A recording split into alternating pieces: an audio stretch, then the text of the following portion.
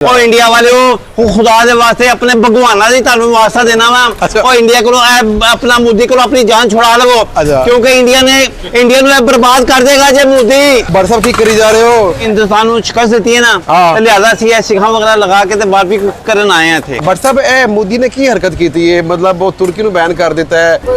मोदी साहब दा हाल उसे बच्चे दे वकरां दा है जरा अपना आउट हो जांदा वे ओ कहंदा वे कि जनाब वाला मैं नहीं खेलना ते विकटा मुकटा चुक के नाच जांदा। अच्छा मैं नहीं खेडन मोदी दा हाल होए मोदी दा भी हाल हो गया। बुढ़ी माई सी ਉਹ ਜਨਾਬ ਬੜੀ ਕਪੱਤੀ ਸੀ ਲੋਕਾਂ ਨੇ ਉਹਨੂੰ ਘਰੋਂ ਬਾਹਰ ਕਰ ਛੱਡਿਆ। ਜਦੋਂ ਬਾਹਰ ਕੱਢਿਆ ਤਾਂ ਕਹਿੰਦੇ ਮੈਂ ਇਸ ਪਿੰਡ 'ਚ ਰਹਿਣਾ ਹੀ ਨਹੀਂ। ਉਹ ਕੀ ਹੋਇਆ ਜੀ ਆਪਣਾ ਕੁੱਕੜ ਲੈ ਕੇ ਚਲੀ ਗਈ ਕਹਿੰਦੀ ਨਾ ਹੋਏਗਾ ਕੁੱਕੜ ਤੇ ਨਾ ਅਜ਼ਾਨ ਦੇਗਾ ਨਾ ਹੋਏਗੀ ਸਵਾ ਤੇ ਉਹ ਕੁੱਕੜ ਇਹ ਵਾਲਾ ਦੇ ਦੇਗਾ ਕੁੱਕੜ ਦੇਖ ਲੈ ਕੁੱਕੜ ਇਹੋ ਹੀ ਆਏ ਇਹੋ ਹੀ ਮੁੱਦੀ ਦਾ ਹਾਲ ਹੋਣਾ ਜੇ। ਜਿਹੜਾ ਬਾਲੀਵੁੱਡ ਤੇ ਟਰਕੀ ਦੀ ਆਪਸ ਵਿੱਚ ਕੋਲੈਬੋਰੇਸ਼ਨ ਹੋ ਰਹੀ ਸੀ ਇੱਕ ਤਾਂ ਟਾਈਗਰ ਇੱਕ ਮੂਵੀ ਸੀ ਰੇਸ 2 ਦੀ ਵੀ ਜਿਹੜੇ ਐਕਸ਼ਨ ਸੀਕੁਐਂਸ ਹੈਗੇ ਸਨ ਉਹ ਸਾਰੇ ਟਰਕੀ ਸ਼ੂਟ ਹੋਏ ਨੇ ਤੇ WhatsApp ਉਹ ਵੀ ਸਾਰਾ ਕੁਝ ਬੰਦ। ਅਗਰ ਦੂਸਰੇ ਮੁਲਕਾਂ 'ਚ ਇਹੋ ਸੀਨ ਲੈਣ ਜਾਣਾ ਉਹਨਾਂ ਨੂੰ ਲੱਖਾਂ ਕਰੋੜਾਂ ਅਰਬਾਂ ਡਾਲਰ ਲੱਗ ਜਾਂਦੇ ਨੇ। ਚਲਬੀ 에ਅਰਲਾਈਨ ਦਾ ਨਾ ਦਾ ਮੁਆਇਦਾ ਸੀ ਇੰਡੀਆ ਦਾ ਉਹ ਵੀ ਸੁਣਿਆ ਕਿ ਮੋਦੀ ਸਰਕਾਰ ਨੇ ਉਹ ਵੀ ਮੁਅੱਤਲ ਕਰ ਦਿੱਤਾ ਹੈ। ਉਹਨਾਂ ਨੇ ਦਿੱਲੀ ਹਾਈ ਕੋਰਟ ਦੇ ਵਿੱਚ ਰਿਟ ਵੀ ਦਾਇਰ ਕਰ ਦਿੱਤੀ ਹੈ ਪਤਾ ਤੁਹਾਨੂੰ ਇਸ ਮਾਰੇ ਕਿ ਕਿਉਂਕਿ ਇਹ ਕਾਨੂੰਨ ਹੁੰਦੇ ਨੇ ਕੋਈ ਵੀ ਬੰਦਾ ਜਦੋਂ ਕੋਈ 에ਅਰਲਾਈਨ ਲੈਂਦਾ ਉਹਦੇ ਮੁਆਹਦੇ ਹੁੰਦੇ ਨੇ ਤੇ ਉਹ ਅਨਪੜ੍ਹ ਚਾਹੇ ਨੂੰ ਕੀ ਪਤਾ ਹੋਵੇ।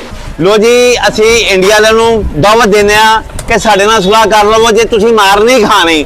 ਅੱਜ ਅਸੀਂ ਉਹਨਾਂ ਦਾਵਤ ਕਹਿੰਦੇ ਆ ਕਿ ਆਇਓ ਪਾਕਿਸਤਾਨ ਤੇ ਇਹ ਚੀਜ਼ਾਂ ਖਾਓ ਸਾਡੇ ਕੋਲ ਦੇਖ ਲਓ ਜਿਹੜੀਆਂ ਤੁਸੀਂ ਜ਼ਿੰਦਗੀ 'ਚ ਕਦੀ ਦੇਖੀਆਂ ਵੀ ਨਹੀਂ ਹੋਣਗੀਆਂ। ਅੱਛਾ WhatsApp ਜਿਹੜੀਆਂ ਤੁਸੀਂ ਕੱਲ ਛੱਡੀਆਂ ਭੇਜੀਆਂ ਸਰ ਪਹੁੰਚ ਗਈਆਂ ਉਹਨਾਂ ਨੂੰ ਉਹ ਇਨਸ਼ਾਅੱਲਾ ਤਾਲਾ ਕਰੀਬ ਉਹਨਾਂ ਨੂੰ ਪਹੁੰਚ ਜਾਣਗੀਆਂ।